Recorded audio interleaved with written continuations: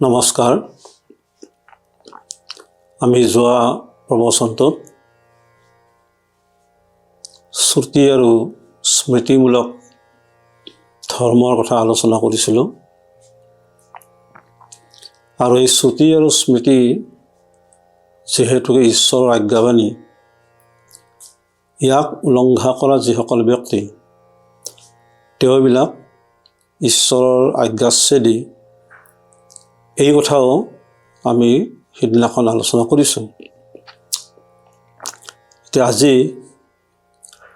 এনেকুৱা যিসকল আজ্ঞাচ্ছেদী ভক্ত,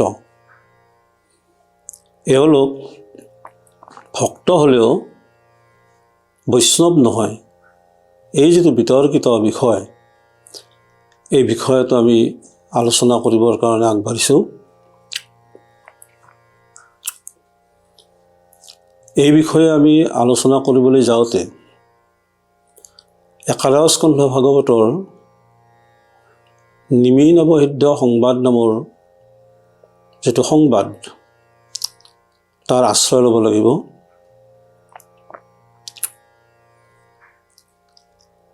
এবাৰ দেৱৰ্ষি নাৰদে ভগৱান কৃষ্ণক দৰ্শন কৰিবৰ কাৰণে দ্বাৰকালৈ আহি যোৱাৰ সময়ত সন্ত বসুদেৱৰ ঘৰত তেওঁক মাত দি যোৱাৰ কথা ভাবি সোমাল। দেৱৰ্ষিক লগ পাই পৰম আনন্দেৰে বসুদেৱে সন্মান সহকাৰে ভৰি চৰি ধুৱাই আসন দান কৰি তেওঁক এটা প্ৰশ্ন কৰিলে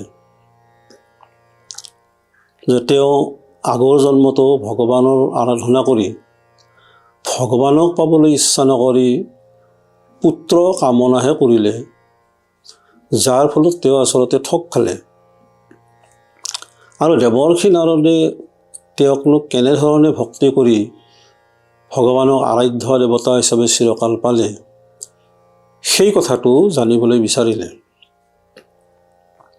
নাৰদ বৰ সন্তুষ্ট হ'ল। আসন গ্ৰহণ কৰি তেওঁক নিমি নৱসিদ্ধ সংবাদৰ যিটো কথা, সেই কথাটো জানিবৰ প্ৰয়োজন আছে বুলি কৈ নিমি নৱসিদ্ধ সংবাদৰ কথাটো উলিয়ালে। নিমি ৰজা ইক্ষ্বাকুৰ সন্তান,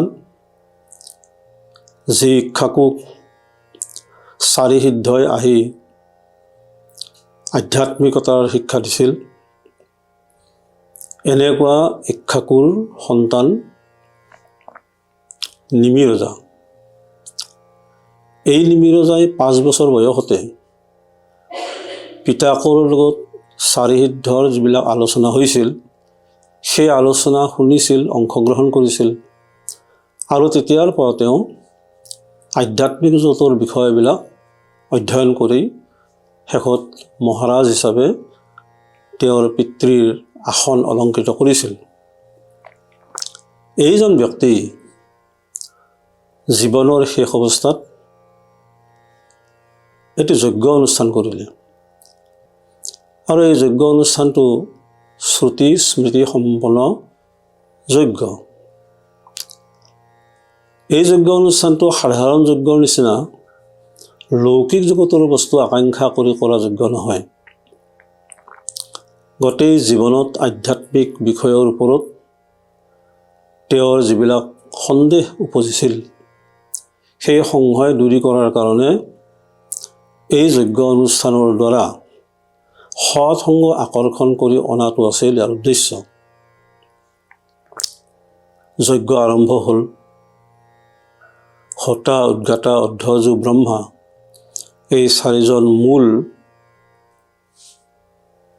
পুৰোহিতে আসন গ্ৰহণ কৰিলে। যজ্ঞকুণ্ডত অগ্নি প্ৰজ্বলিত হ'ল, মন্ত্ৰপাঠ হ'ল, ঘেটাহুতি হ'ল। ঠিক সেই সময়তে আকাশ মাৰ্গেৰে নৱসিদ্ধ আহি সেই যজ্ঞ অনুষ্ঠানত উপস্থিত হ'ল। কবি হবি অন্তৰক্ষ পিপ্পালয়ন সমস দুৰ্বিল কৰ ভজন আদি যি নৱ সিদ্ধ আছে তেওঁলোক আহি তাত উপস্থিত হ'ল। লগে লগে ৰজাই প্ৰাণ পোৱা যেন পালে তেওঁলোকক ভৰি চৰি ধুৱাই দিলে, আসন দিলে, সন্মান প্ৰদৰ্শন কৰিলে। আৰু তেতিয়া নৱসিদ্ধই তেওঁক প্ৰশ্ন কৰিলে কি কাৰণে তেওঁ যজ্ঞ অনুষ্ঠানত এই নৱসিদ্ধৰ আগমনটো আকাংক্ষা কৰিছে। তেতিয়া তেওঁ প্ৰধানভাৱে 9টা প্ৰশ্ন তেওঁলোকলৈ আগবঢ়ালে। এই 9টা প্ৰশ্ন ক্ৰমে কোন ভাগৱত ধৰ্ম, ভক্ত বুলি কাক, কোন মায়া, কেনবা উপায়ে তৰি তাক, কাক বুলি ব্ৰহ্ম, কৰ্মযোগ কাৰ নাম, অৱতৰি কেশৱে কৰন্ত কোন কাম, কোন যুগ ধৰ্ম, অভক্তৰ কেন গতি, এহি নৱগতা প্ৰশ্ন কৰিলা নৃপতি। 9টা প্ৰশ্নৰ ভিতৰত তেওঁৰ প্ৰথম প্ৰশ্নটোৱে আছিল ভাগৱত ধৰ্ম সম্পৰ্কীয়। কোন ভাগৱত ধৰ্ম? এই প্ৰশ্নৰ উত্তৰত কবি সিদ্ধই ক'লে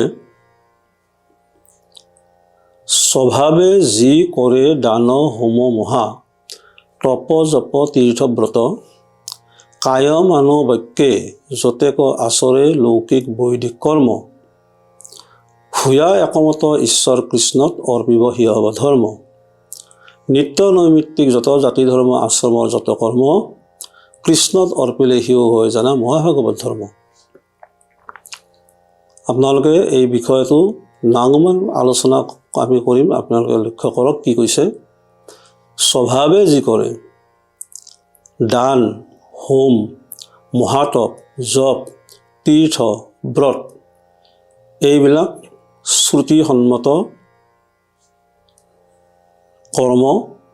ইয়াৰ ভিতৰত বৈদিক কৰ্ম আছে আৰু লৌকিক কৰ্ম আছে।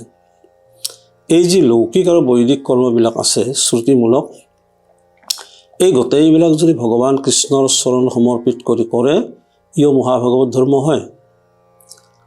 তেতিয়াহ'লে মহাপুৰুষ শংকৰদেৱে যি ভাগৱত ধৰ্ম প্ৰচাৰ কৰি আছে, এইখিনি তাৰ বিপৰীত ধৰ্মী কথাবিলাক আমাৰ অনুভৱ হয়।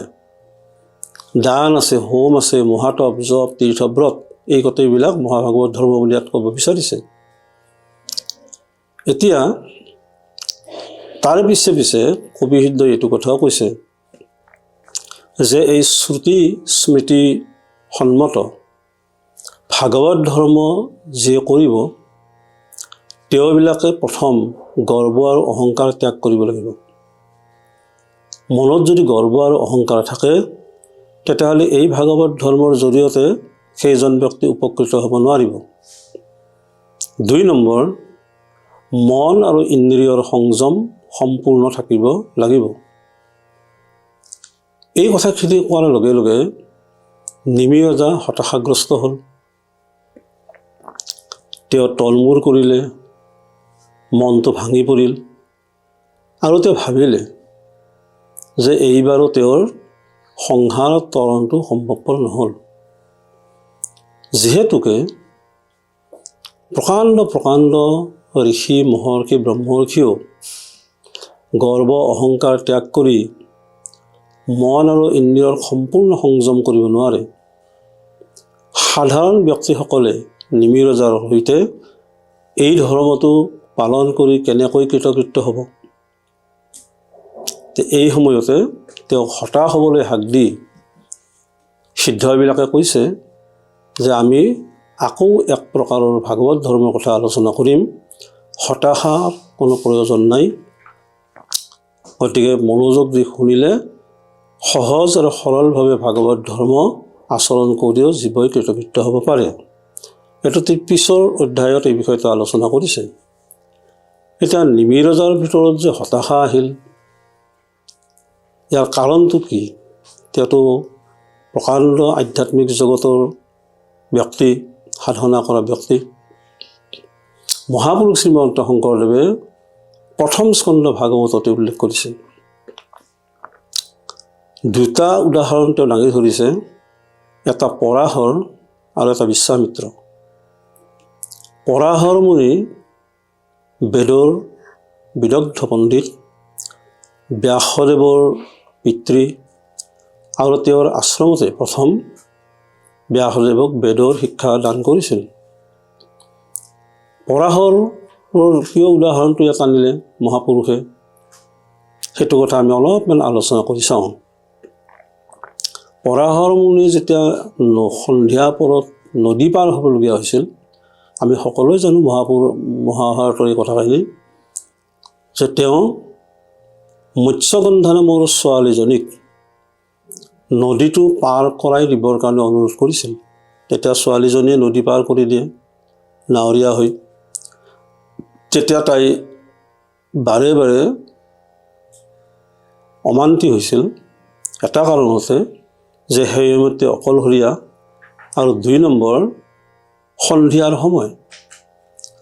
তথাপিতো ঋষিৰ বাক্য উলংঘা কৰিব নোৱাৰি তেওঁ সন্মত হ'ল, আৰু তেওঁক পাৰ কৰি নি নদীৰ মাছ পোৱাৰ লগে লগে তেওঁৰ যিটো সৌন্দৰ্য, তেওঁৰ যিটো ব্যৱহাৰ, এই বিষয়ত পৰাশৰ মোহিত হ'ল, আৰু তেওঁ মিলনৰ আকাংক্ষা কৰিলে।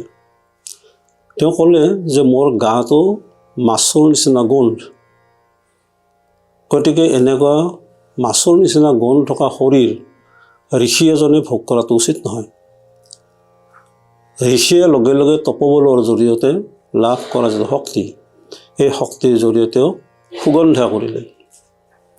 ইয়াৰ পিছত আকৌ তেওঁ ক'লে যে তেওঁ যেতিয়া গৰ্ভৱতী হ'ব, তেতিয়া মানুহবিলাকে তেওঁক সন্দেহ কৰিব, আৰু কোনেও তেওঁক ভাল মানুহে বিয়া কৰাবৰ ইচ্ছা নকৰিব। তেতিয়াও তেওঁ তপবলৰ জৰিয়তে লাভ কৰা শক্তিৰে কৈ দিলে যে সন্তানটো সিদিনাখনেই দ্বীপত জন্ম হ'ব, আৰু তেওঁক ৰাজাধিৰাজ ব্যক্তিয়ে বিয়া কৰাব। তাৰ ফলত মিলন হ'ল, আৰু দ্বীপতেই কৃষ্ণ দ্বৈপায়ন ব্যাসদেৱৰ জন্ম হ'ল। ইয়াৰ পিছত মৎস্যগন্ধাৰ অৱশ্যে শান্তনু ৰজাৰ লগতেই বিয়া হৈছিল, কিন্তু সেইটো এটা বেলেগ প্ৰসংগ। কিন্তু মহাপুৰুষ দেখুৱাব খুজিলে যে যিজন ব্যক্তি বিদগ্ধ শ্ৰুতিৰ পণ্ডিত আৰু অত্যন্ত ধাৰ্মিক আৰু এখন আশ্ৰমৰ আচাৰ্য, সেইজন ব্যক্তিও সুগন্ধাৰ, মৎস্যগন্ধাৰ বা সত্যৱতীৰ ৰূপ লাৱণ্যত মুগ্ধ হৈ পতিত হ'ল। 2 নম্বৰ দেখুৱাইছে বিশ্বামিত্ৰৰ কথা। বিশ্বামিত্ৰ মুনি বশিষ্ঠৰ লগত হোৱা যিখন কাজিয়া, এই কাজিয়া আপোনালোকে জানে, মহাপুৰুষৰ এই মহাভাগৱতত উল্লেখ কৰিছে, মহাভাৰতৰ পৰা আনিছে এই উদাহৰণটো। এতিয়া এই বিশ্বামিত্ৰই অনুভৱ কৰিছিল যে ব্ৰহ্ম শক্তিটো ক্ষত্ৰিয় শক্তিতকৈ বলৱান, আৰু সেইকাৰণে তেওঁ অজস্ৰ সৈন্য সামন্ত লৈও বশিষ্ঠৰ ওচৰত সেৱা মানিবলগীয়া হৈছিল। সেইকাৰণে তেওঁ কেইবা হাজাৰো বছৰ তপস্যা কৰি অৱশেষত ব্ৰহ্মজ্ঞান লাভ কৰিলে। তেওঁক ব্ৰহ্মৰ্ষি বুলি স্বয়ং বশিষ্ঠয়ো মানিবলগীয়া হৈছিল।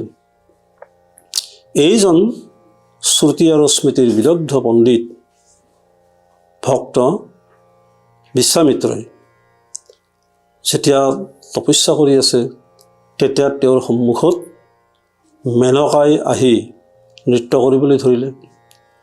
মেনকাৰ সৌন্দৰ্য আৰু লয়লাস নৃত্য ভংগীমা দেখি বিশ্বামিত্ৰ কামাতুৰ হৈ পৰিল, আৰু অৱশেষত তেওঁক তাত জোৰ জবৰদস্তি জঁপিয়াই পৰি ভোগ কৰিলে, আৰু শকুন্তলাৰ জন্ম দি তাৰ পৰা তেওঁ পলায়ন কৰিলে। যে যদি পৰাশৰৰ নিচিনা শ্ৰুতিৰ পণ্ডিত, বিশ্বামিত্ৰৰ নিচিনা স্মৃতি বা শ্ৰুতিৰ পণ্ডিত হৈও সামান্য তিৰোতা এগৰাকীৰ ৰূপ লাৱণ্যত মুগ্ধ হৈ সমস্ত শক্তি জলাঞ্জলি দিবলগীয়া হৈছিল, সেইজন ব্যক্তি ভাগৱত ধৰ্মৰ জৰিয়তে ভগৱান কৃষ্ণক কেনেকৈ পাব পাৰে? সেইকাৰণে মহাপুৰুষে দেখুৱাইছে যে গৰ্ব অহংকাৰ ত্যাগ কৰি মনৰ ইন্দ্ৰিয়ৰ সম্পূৰ্ণ সংযম ৰক্ষা কৰি যদি কোনোবা ব্যক্তিয়ে শ্ৰুতি স্মৃতিসন্মত এই ভাগৱত ধৰ্ম যদি আচৰণ কৰিব পাৰে তেতিয়া তেওঁ কৃষ্ণকেই পায় আৰু ই ভাগৱত ধৰ্মৰ ভিতৰত পৰে। এতিয়া আমি এটা কথা স্পষ্ট হ'লোঁ যে শ্ৰুতি স্মৃতিসন্মত ভাগৱত ধৰ্মৰ জৰিয়তে সৰ্বসাধাৰণ মানুহেতো উপকৃত হোৱাৰ প্ৰশ্ন নাই। ই ভাল হ'লেও বিশ্বামিত্ৰ আৰু পৰাশৰ সেই নিচিনা ব্যক্তিও কিন্তু পতিত হ'বলগীয়া হ'ল। এতিয়া মহাপুৰুষ শ্ৰীমন্ত শংকৰদেৱে সৰ্বসাধাৰণ মানুহবিলাকে কৃষ্ণক পাবৰ কাৰণে যি ভাগৱত ধৰ্মৰ কথা কৈছে সেই ভাগৱত ধৰ্ম সম্পৰ্কৰ কথা আমি আলোচনা কৰিম আৰু এই ভক্তসকল ভক্ত হ'লেও যে বৈষ্ণৱ নহয় সেই কথাখিনি আমি আলোচনাত আনিম।